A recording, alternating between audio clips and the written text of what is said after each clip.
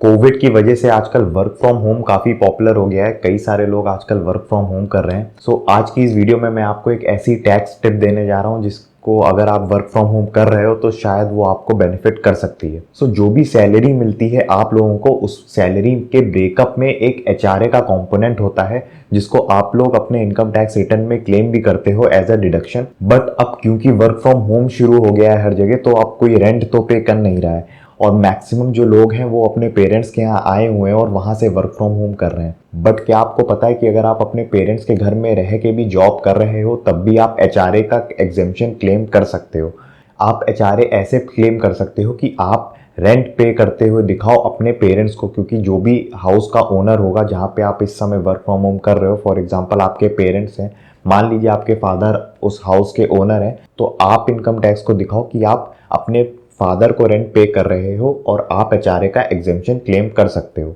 और इस केस में आप अपने मैक्सिमम रेंट की लिमिट भी रीच कर सकते हो, जो भी आपको मैक्सिमम अलाउड है, और उतना रेंट आप अपने पेरेंट्स को दे सकते हो। वो रेंट जो होगा वो उनकी इनकम में जुड़ जाएगा।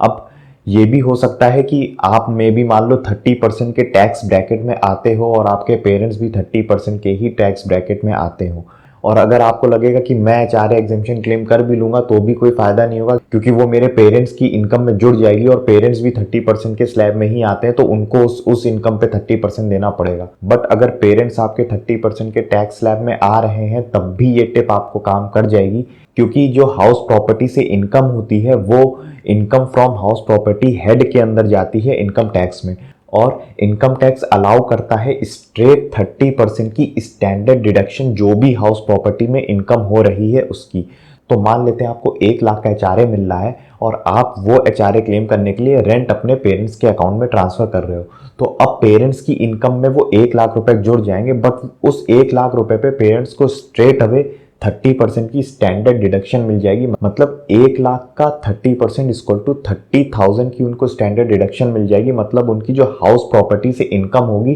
वो केवल 70,000 ही होगी, जिसपे उनको 30% टैक्स देना पड़ेगा। मतलब अराउंड 21,000 के अराउंड उनका टैक्स बनेगा, जो कि अगर आप एचआरए क्लेम ना करते अगर इस केस में, तो आपको 1 लाख पे 30% देना पड़ता, मतलब 30,000 रुपीज का रेंट देना पड़ता। तो अगर आपके पेरेंट्स सेम टैक्स ब्रैकेट में भी आ रहे हैं तब भी इस टिप से आपको फायदा होगा। और अगर आपके पेरेंट्स का टैक्स स्लैब कम है, मान लीजिए 20% के टैक्स स्लैब में आ रहे हैं, या वो टैक्स ही नहीं लगता है आपके पेरेंट्स को, तो इस टिप का बहुत ही ज़्यादा फायदा है, क्योंकि वो पूरी इनकम